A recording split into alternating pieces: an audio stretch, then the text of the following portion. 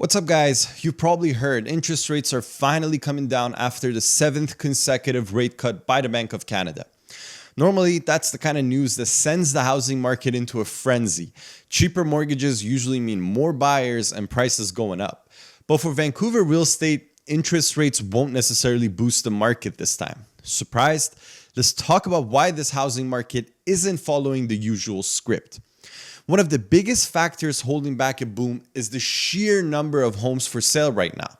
Vancouver has a lot of inventory on the market, way more than usual. In fact, there were over 5,000 new listings that were added to the market last month, about 11% more than the same time last year, and well above the 10-year average.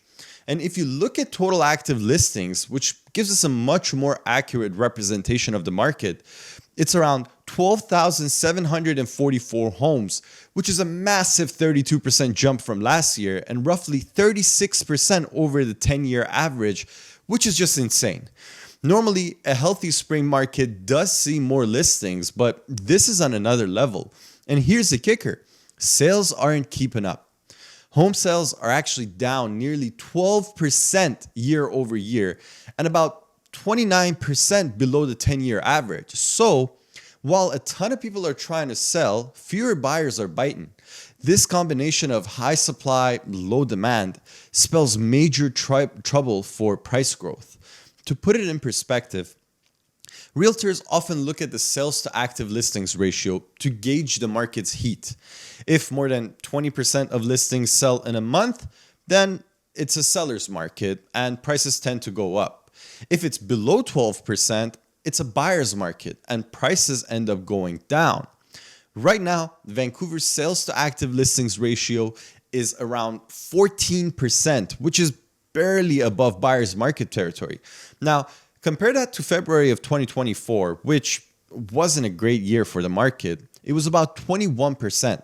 Or 2 years ago in 2023, it was at a whopping 41%.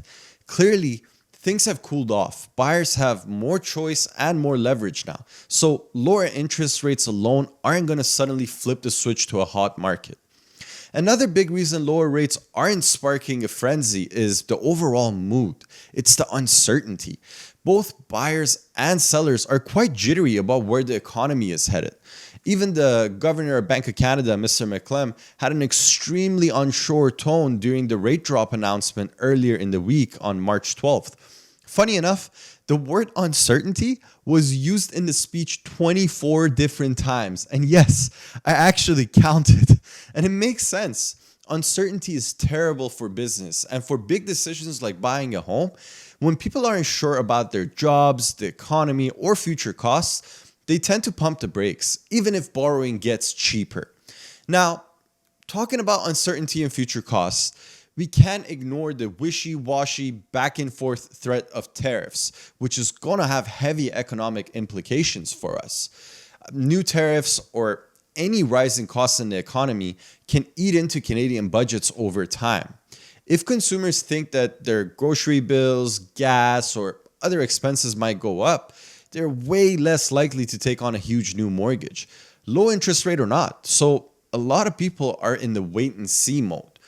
It's also good to know who benefits from those rate cuts.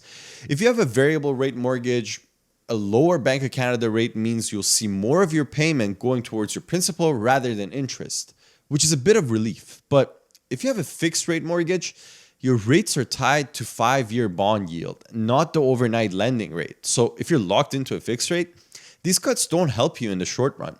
Essentially, the rate cuts aren't a magic wand for everyone. They provide only limited relief, which minimizes their impact on the housing market. Lower interest rates right now might be a nice break for people, but they're not enough to erase a huge challenge ahead of us, which is the upcoming mortgage renewal shock. Thousands of homeowners who locked in super low interest rates back in 2020, 2021 are coming up for renewal. Think about that. These are people that got their mortgages locked in at 2% or less, and now they could be looking at rates that are 2 or 3 times higher. Even with recent rate cuts, bringing the Bank of Canada's rate to 2.75%, the typical mortgage rates that we have today are still much higher than those low rates we had during pandemic era. The result is that a lot of homeowners are bracing for a big jump in their monthly payment. This kind of payment shock can really strain household budgets. Some people might realize they just can't afford the new higher payments and they could be forced to sell their homes. If a wave of these homeowners list their properties because they're in financial stress, that adds even more houses to the already high inventory. More supply and more desperate sellers are not exactly ingredients for a price surge. In fact, it's quite the opposite. Also, housing demand isn't just about interest rates and locals' finances. It's also about population growth. Vancouver, similar to other places in Canada like Toronto, like Calgary, they've seen huge population boosts from immigration in recent years, which usually drives up the demand for housing. But here's the twist. Immigration policy is changing, and it could tap the brakes on housing demand significantly. This year, Canada plans to reduce the number of new permanent residents by about 21% compared to last year, and about 40% of the newcomers that will be coming there will be people that are already living here on temporary status, like foreign students, workers that are transitioning to permanent residency. Simply put, that means there are far fewer brand new people coming into the country that need housing right away. Mark Miller, the immigration minister, said that this policy shift could reduce Canada's needs by as much as 670,000 units by the end of 2027. That's a big deal. For a city like Vancouver, which is often a top destination for immigrants, a slowdown in population growth directly translates to less competition for homes. If fewer buyers are entering the market, it makes it easier for the current supply to satisfy demand, which again, not the recipe for equity appreciation or bidding wars, even with lower interest rates. With all these factors stacking up, one might think if lower rates will do anything for the market. In the short term, we could see a bit of a bump. Lower mortgage rates do improve affordability a bit. That could encourage some buyers that have been hesitant up to this point to finally jump in. If we may get a brief, quick uptick in sales, then this could be for those buyers who've been waiting on the sidelines for a better moment. And this could be that moment for some of them to get a deal, especially with so many listings and potentially some motivated sellers out there. However, I wouldn't expect a full-blown market boom just because of a rate cut.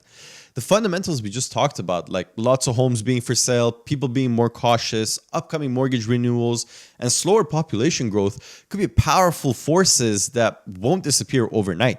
Any increase in activity might just be temporary, as higher costs like those tariffs, general inflation, work their way through the economy and hit consumers' wallets. The boost from lower rates could fizzle out pretty quickly. On the flip side, for buyers, especially first-time home buyers or people that are looking to upsize, this environment might actually be a bit of a silver lining. Think about it. Plenty of choice in the market, sellers who are more flexible, and slightly better rates than a few months ago. It's a scenario where smart buyers could potentially take advantage of and find a great deal on a home without crazy bidding wars that we've seen in the past. Investors have also pulled back in the last couple of years, so regular families will likely face less competition for once. One thing's for sure, the next few years will be very interesting for Vancouver's housing market. We're seeing an unusual mix of falling interest rates and cooling market factors. Lower rates might light a small spark, but it's unlikely to overcome some of the challenges we talked about, like the high inventory market, stricter immigration, worried homeowners, and economic uncertainty. In other words, I wouldn't bank on a rate cut fueled housing boom, at least not a long one. For now, buyers have an opportunity and sellers have a challenge. If you're looking to buy, you may have a window to pick up a home at a relative bargain, but if you're looking to sell, it's time to be realistic with pricing and expectations in this new normal. And to help you gain a better understanding of where you stand in this market with your property, I've put a link in the description below where you can quickly get your home's evaluation sent directly to your email. So be sure to check that out. If you found this discussion helpful, hit the like button, consider subscribing for more insights on the real estate market. And if you have questions or your own take on how the market is going, drop a comment below. I'd love to hear your thoughts on where things are headed. I'm Paris. Thanks for watching. See you in the next one.